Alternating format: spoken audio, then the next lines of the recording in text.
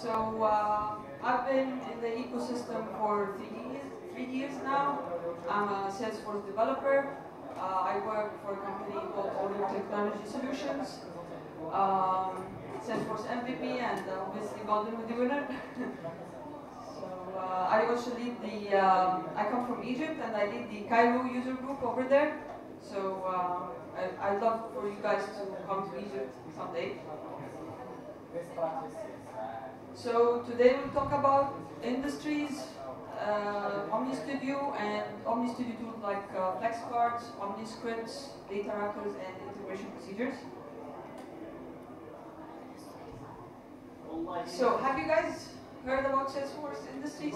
Have you heard the name? Yeah, so I have heard the name too, and I was curious to know what is Salesforce Industries. So the story is that there was a company called Vlocity, and this company, they specialized in industry-specific solutions.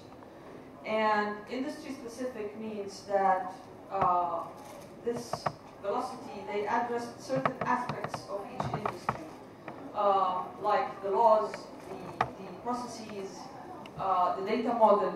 So they put all this into consideration, and they have built solutions on top of the Salesforce platform. Salesforce acquired Vlocity in 2020, and then those solutions were now on top of Salesforce. So Salesforce now has 12 industry clouds, each with its own data model, processes.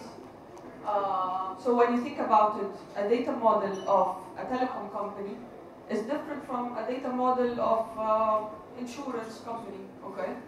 It has its own different processes, different objects, okay? So the financial services cloud and health cloud already existed on top of Salesforce, but they were enhanced when Vlocity was acquired. Some new clouds are communications cloud, media and entertainment, and energy and utilities. Vlocity also added to Salesforce digital commerce solutions, order management, and CPQ. But we're not going through all that today. This is just an introduction about the industries. And then that brings us to OmniStudio. So OmniStudio used to be known as Vlocity Digital Interaction Platform. And the idea here is to build customer experiences. And those experiences are built using declarative tools. So you don't have to write code. And they look really nice, actually, when you build solutions using OmniStudio. So the main tools that we are going to discuss today are the ones on the left here. So for the UI part, we have Flexcards and Omniscripts. Those are responsible for what the customer sees. And then for the data service part, we have data Raptors and integration procedures. Those run in the background. You usually don't see those. And also, the right part here, there are tools as well, other tools as well. The interaction console is where you export your Flexcards for the customer to see. So you can add your Flexcard in the interaction console. Omni Analytics is how you perform some analytics on your tools that are on the left. IDX Workbench is how you deploy those components from org to org. And Project Explorer is how you group your metadata together so that you are not deploying one by one, you're like deploying some kind of a project or a package or whatever. So what is special about OmniStudio is that, again, the declarative part, and then how you can use those tools inside of Salesforce and how you can also export them to be outside of Salesforce as well. And the main thing that I like about OmniStudio is how now you can do integration with declarative tools, okay? So you don't have to write code to integrate with another API or another system.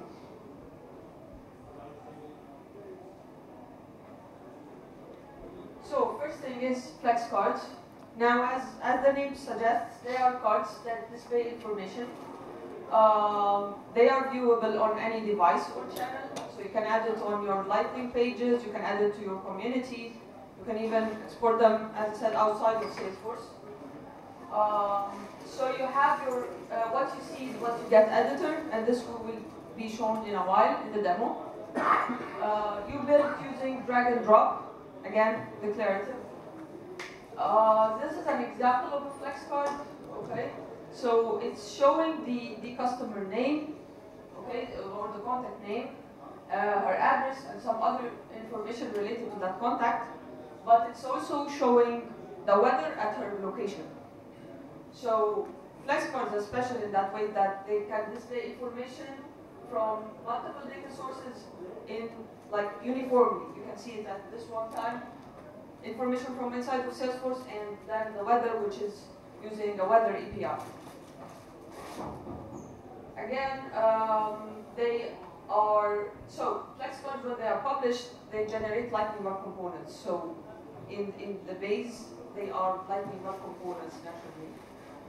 They support responsive designs, okay? And then you can add actions to your Flexcard. So if you can see it actually here, it's like done in the Flexcard. There are some actions like updating address or updating contact details. So this is how you can add actions to your Flexcard, and actions can be multiple set of options, which we'll also see in a while. And then also you can add child Flexcards. So you can embed your child Flexcard within your original Flexcard. So now let's go to Salesforce to see an example of a Flexcard. Okay, so this whole thing here. This is a Flexcard that I have added to my account page. It's displaying account information. It's very simple. We have an icon, we have the text elements where we have added the phone, the website, the postal code, and also the primary contact associated with that account. We have also the menu item, which when I click on it, it can show me the actions that I can do. So I can edit the account or change the contact or whatever action that comes to your mind, okay? And then I have also, this is a part of this Flexcard, but this one is the child Flexcard, is showing the weather at this account address, okay? So it's using the postal code to do a call out to the weather API, and then when the information comes back, it's showing the city, the state, the weather condition, and the temperature over there. And if I open another account, different information, different address, different data, okay? So if we go to the Flexcard Designer, so this is where we make things happen, okay? We have the header here. It's had the information about the Flexcard, like the Flexcard name, whether it's active or not. The version, it's also in versions, and only one version can be active at a time, like flows. Okay? And here is the canvas where you drag and drop your elements, okay, and design your awesome Flexcard. Now I have the, for example, I have this icon. Okay, so this is an icon element. Okay, and when I click on an element, it automatically toggles to its properties. Each element has its own properties. I'm saying that this is an icon. I'm using the Salesforce Lightning design library. Okay, this is how I'm getting my icon, or I can upload something and use it as my icon. Other elements are text element. I'm showing the primary contact, the phone, the website, the postal code, and then here this is my child Flexcard. Okay. And I can click on View Card, and then it will open this Flexcard in another tab.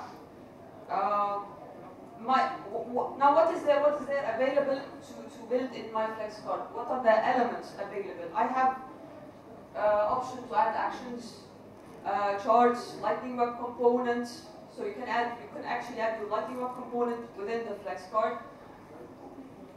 Data table. So the options are too many actually. It's hard to find something that Flexcard will not cover. And then I have also this style tab, and this is where I am styling my elements. Okay. So for styling, I can set different attributes like the height, the background color, the font style, anything that you can style, you can use the style tab for it. And actually nice thing here is that you can add your custom CSS. If your style is a code, you can add it in here. If your style is repetitive, you can save it and use it for multiple elements. So, for example, I'm using phone and website and postal code with the same style. Okay, and you can save your style. It's saved over here. If you guys can see, then I can reuse it for multiple elements.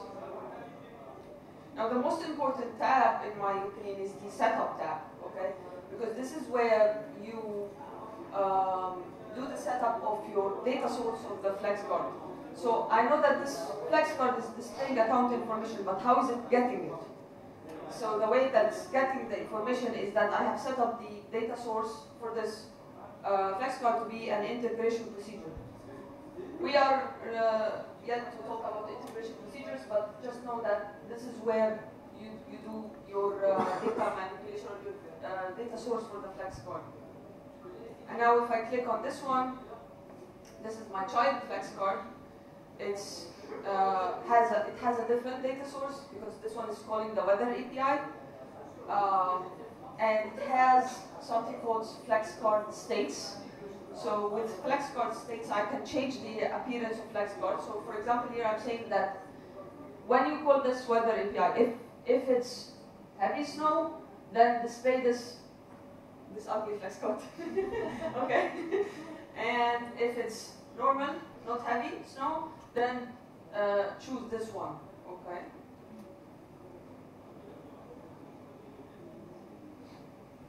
The next tool we'll talk about is Omniscripts. So Omniscripts is how you build a guided interaction. So think of any business process. Okay. This is how you can mirror it using Omniscripts.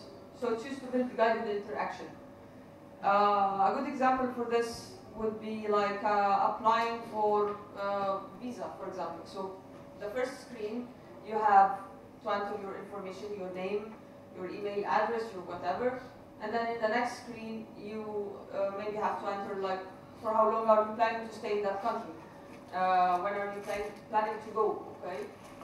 Maybe the next screen, you are uploading your documents. You're uploading your passport copy, you're uploading your national ID. Then maybe in another screen you are adding your company. So if you're accompanied by your family, your friends, you are entering their information as well. So anything that can be done in a series of steps, Omniscripts can do. They are similar to Flexcards in a lot of stuff, like they are viewable also on any device. Building using drag and drop, displaying data from multiple data sources. They also generate Lightning Web components in the background when you activate your Omniscript. And you can also add actions and perform whatever calculations you need. So back to Salesforce, I have an Omniscript. And this Omniscript, I have used it in my Flexcard over here. So if I go to this account and the menu, I will have two actions, edit account and change contact. This edit account action is actually tied to an Omniscript. So this action is calling an Omniscript. So let's see how this Omniscript is working. Okay, I'm going to click on edit account.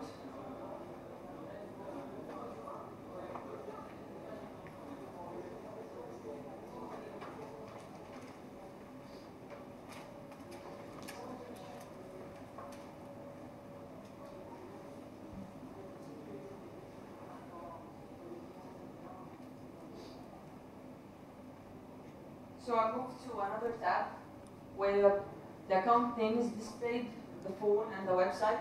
Now I want to change the phone number, for example, for this account. So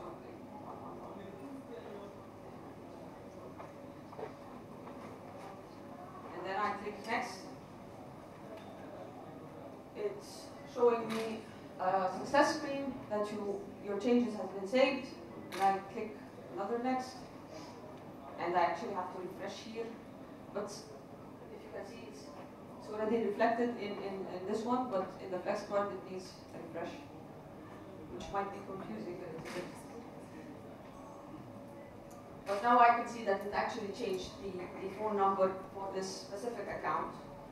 Now let's go to the Omniscript designer, see how this one was built. So this is the Omniscript designer. We have our structure panel. This is where the elements in their order are appearing, okay? And I also have the build tab. This is also where I drag and drop items within my Omniscript. So what is happening? So when you think about it, I'm editing an account. Very, very simple example. What do I need to make this happen?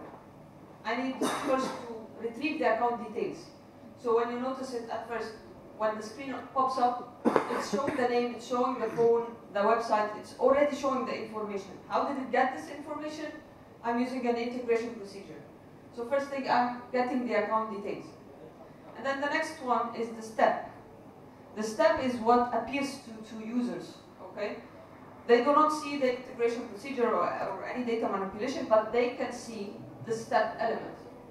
And this is where I can add the text element for the name, the phone element for the phone, and the website, the URL element for the website, okay? And then after that, after the user changes the phone or the website or whatever, I have another integration procedure that is saving whatever the user has entered, okay? It's saving it back to Salesforce. And then I have another step that is showing the success message. And then finally, if you notice, when I click finish, it's navigating me back to that account record in Salesforce. Okay? So, Omniscripts are kind of similar to Flexcards in the builder. So the multiple items you can add to your Omniscripts. So you can add checkbox, date, email. Those are already available with flows. So it's kind of similar to the screen flows. You can add actions like the integration procedures, the data raptor, the whatever. And then I'm going back to my Flexcard to show you how did I call my integration procedure. So if I click on the menu item and then scroll down in the properties, I have the actions attached to this menu item. I have the edit account action. If I click on this pencil, it's showing me that the action type is Omniscript.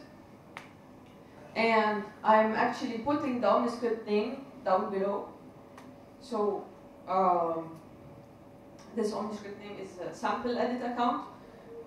And also, most importantly, I'm passing the account ID to the context ID of that Omniscript. So Omniscripts have this variable, it's called context ID.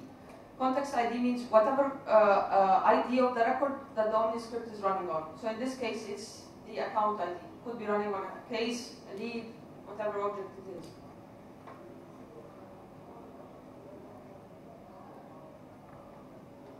Next thing here we have is data raptors. So data raptors is another tool for interaction with data. So you can read, transform, and write Salesforce data. We have 4 types of data raptors. First one is the data raptor turbo extract. This is where you extract data from a single Salesforce object. You use this one if you are retrieving, for example, account, only one object, or contact, or case, because it has faster performance. Then we have data raptor extract. This is one or more extraction of data from objects, from Salesforce objects. And then the data raptor load is where you update your Salesforce data or create Salesforce data, or maybe even migrating a CSV into Salesforce.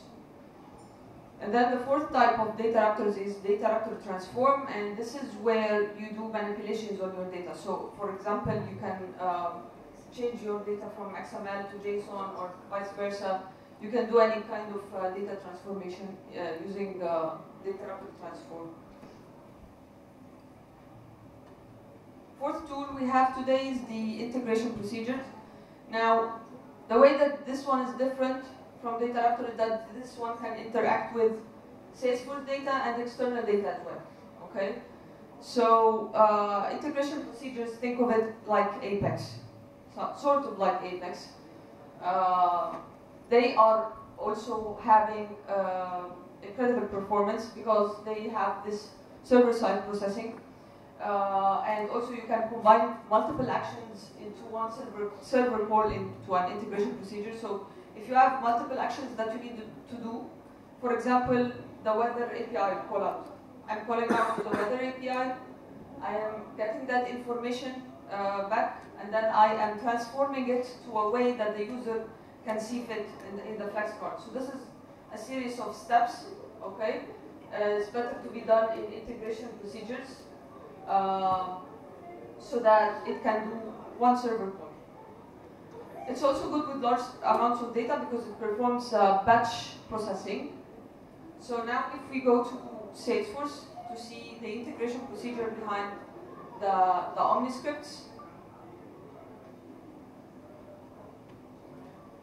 So kind of looks different here. You can have your components available here. You can add loops. You can add catch blocks. A lot of stuff that you can manipulate with the integration procedures.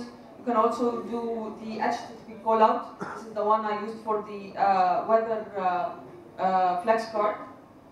And then this is the structure of your operations. I don't know if you guys can see, but here it's not a very complex structure. It's just calling a data raptor to retrieve the account information, and then it's using a response action to return the response of the account information back to the Omniscript. So if we go ahead and preview this integration procedure, this is the preview tab. I am passing the account ID of the Acme account, and I click execute. And this is where the information I need for my Omniscript appear. The name, I'm going to zoom in. The name, the account name, the website, the phone, and the ID.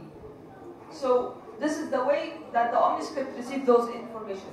And now Omniscript has a parser that can translate the element names to this JSON nodes. So when you look at the Omniscript in here, the account name, it has to have the name as name, just name. This is because the way that it's receiving it from the integration procedure is in a JSON node. It's called name, okay? And if we go to the integration procedure, we will see that it's calling the data raptor. The data raptor is the one actually retrieving the account information. So if I go to the data raptor, and it's pretty simple. So I have my extract tab because this is data raptor extract type, and then I'm saying my object is account. So get me the account where the ID is equal to the account ID that I got from the integration procedure. Okay. And then over here, I am choosing which fields to return. So I choose name, phone, and website.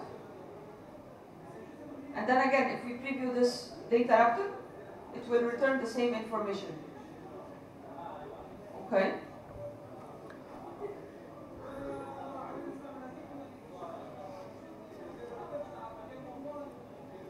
How does this sound?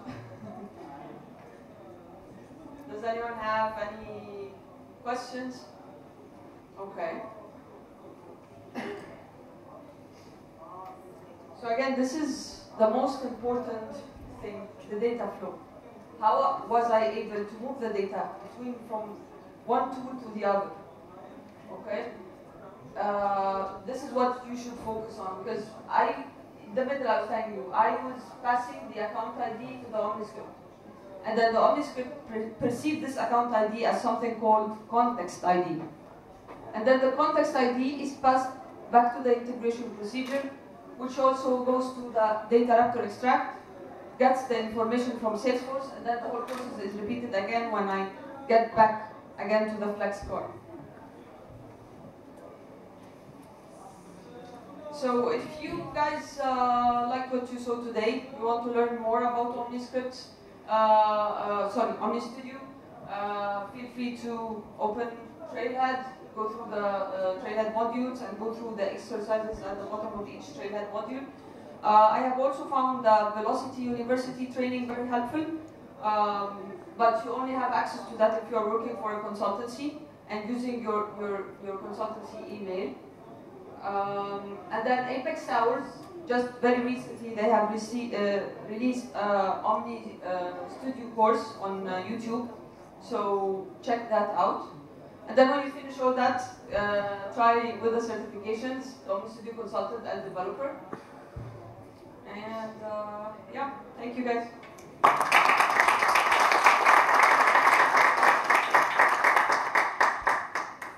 We have time for questions? Any question? Yes? At some point, do you have some use cases where you have to write custom code? Do you have this? At what point do I have to write custom code? Yes. I haven't seen a use case yet, really. It's too much is there. I mean, with flows, I'm working with flows right now, and I have to use custom code like, what, 70% of the time. Okay. But I haven't seen any use case with OmniStudio of using custom code. But I hear that there is actually. People do use custom code. But the good thing is that you can use custom code and then you can use those tools with it as well. So you can make your custom code, for example, the data source of your Flexcard. Or you can make your integration procedure call the custom code. So the options are available. Okay.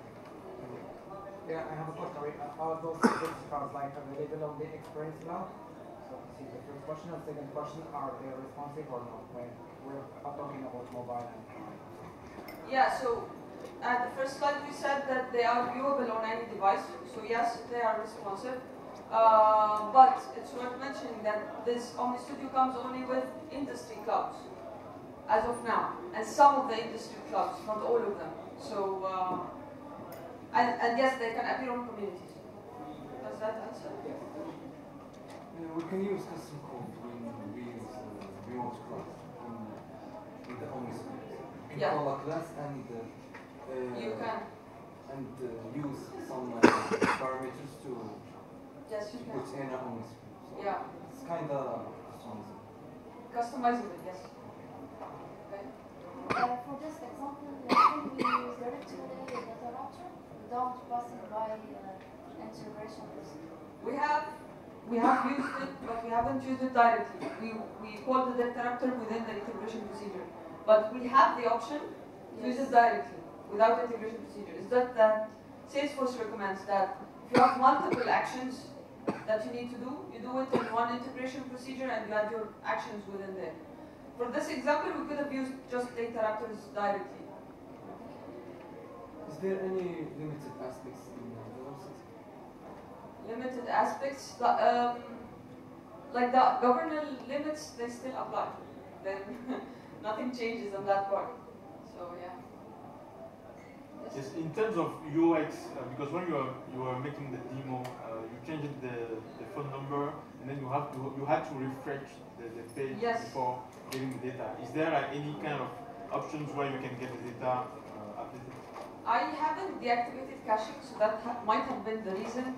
I don't know if we have the deactivate of caching that it will have better responsiveness. So it's worth exploring. Yeah. Okay. No more questions? Huh? Am I correct that nonprofit, education, and public service were areas where this was not available? I I mean, that's what it looked like just from the outline. But Yeah. Not available yet. Done?